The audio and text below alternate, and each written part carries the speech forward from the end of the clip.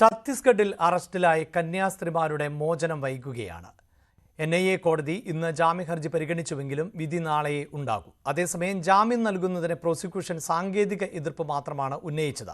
സംസ്ഥാന സർക്കാർ ജാമ്യത്തെ എതിർക്കില്ല എന്നായിരുന്നു അമിത്ഷായുടെ നേരത്തെ ഉള്ള ഉറപ്പ്. വിവരങ്ങളുമായി VV വിനോദ് ആണ് ചേരുന്നത്. വിനോദ്, ഇന്ന് ജാമ്യ ഹർജി പരിഗണിച്ചപ്പോൾ വലിയ എതിർപ്പ് സംസ്ഥാനത്തിന്റെ ഭാഗത്ത് നിന്നുണ്ടായില്ല എന്ന് പറയുമ്പോൾ പോലും ഇന്ന് നടന്നിട്ടുള്ള ആ വാദത്തിൽ നിന്ന് എന്താണ് മനസ്സിലാക്കാൻ സാധിക്കുന്നത്? നാളെയാണല്ലോ ഈ ജാമ്യാപേക്ഷയിന്മേൽ കോടതി വിധി പറയുക. അഭിലാഷ്, ജാമ്യം നൽകുന്ന കാര്യത്തിൽ ഒരു അനിശ്ചിതത്വം തുടരുകയാണ്. കഴിഞ്ഞ ദിവസം സെഷൻസ് കോടതിയാണ് ഈ കേസ് പരിഗണിച്ചത്.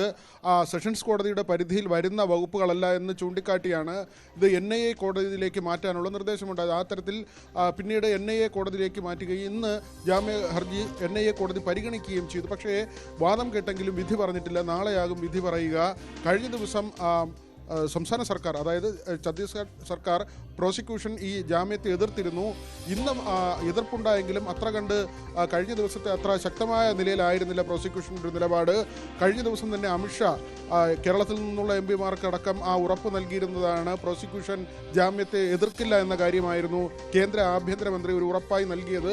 ഏതായിരുന്നാലും അങ്ങനെ പൂർണ്ണ തോതിലല്ലെങ്കിൽ കൂടി കഴിഞ്ഞ ദിവസത്തെ ആ ഒരു ശക്തമായ എതിർപ്പിൽ മാറ്റം വന്നിട്ടുണ്ട് എന്നത് ശ്രദ്ധേയമായ കാര്യമാണ്. നാളെ ആ ജാമ്യം ലഭിക്കുമോ എന്നതാണ് ഏറ്റവും സുപ്രധാനമായ കാര്യം.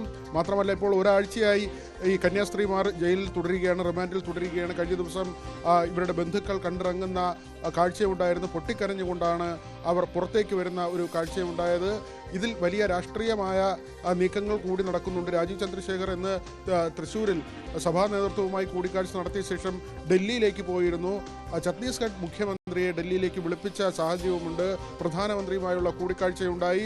അങ്ങനെ വലിയ തോതിലുള്ള രാഷ്ട്രീയമായ നീക്കങ്ങൾ കൂടി ഈ കാര്യത്തിൽ നടക്കുന്നുണ്ട്. കേരളത്തിൽ സഭാ നേതൃത്വങ്ങൾ ഒന്നടങ്കം BJPക്കെതിരെ രംഗത്തെത്തുന്ന ഒരു സാഹചര്യമുണ്ട്. നേരത്തെ BJPയുടെ ഒരു സോഷ്യൽ എഞ്ചിനീയറിംഗിൻ്റെ ഭാഗമായി ക്രൈസ്തവ വിഭാഗത്തെ പൂർണ്ണമായും അവർക്കൊപ്പം നിർത്തുന്നതിന് വേണ്ടിയുള്ള ചില നീക്കങ്ങൾ നടത്തിയിരുന്നു. പക്ഷേ ഇപ്പോൾ കേക്കുമായി വരേണ്ടതില്ല എന്ന നിലയിലേക്ക് പിതാക്കന്മാർ പറയുന്ന, വൈദികർ പറയുന്ന അവസ്ഥയിലേക്കും കാര്യങ്ങൾ എത്തിയിരിക്കുന്നു. ഏതായിരുന്നാലും നാളെ നമുക്ക് ഈ കേസിൽ ഒരു സുപ്രധാനമായ തീരുമാനം അറിയാൻ കഴിയും. ഒരുപക്ഷേ NIA ഇത് പരിഗണിക്കുമോ എന്നതിലും സംശയമുണ്ട്. കാരണം NIA സംഘമല്ല ഈ കേസ് FIR എടുക്കുകയോ അല്ലെങ്കിൽ ഈ കസ്റ്റഡിയിൽ എടുക്കുകയോ ഒക്കെ ചെയ്തത്. അവരുടെ ഒരു ഇടപെടൽ ഉണ്ടായിട്ടില്ല. അതുകൊണ്ട് തന്നെ NIA കോടതിയുടെ പരിഗണനയിൽ ഇത് നിൽക്കുമോ ഇല്ലയോ എന്നത് വ്യക്തമല്ല. അങ്ങനെയെങ്കിൽ ഹൈക്കോടതിയിലേക്ക് പോകേണ്ടി വരും. അപ്പോഴും ജാമ്യം ലഭിക്കുന്നത് വൈകും എന്ന ഒരു സാഹചര്യമാണ് നിലനിൽക്കുന്നത്. അഭിലാഷ്, യെസ്, വാർത്തയുടെ വിശദാംശങ്ങളാണ് VV വിനോദ് നൽകിയത്.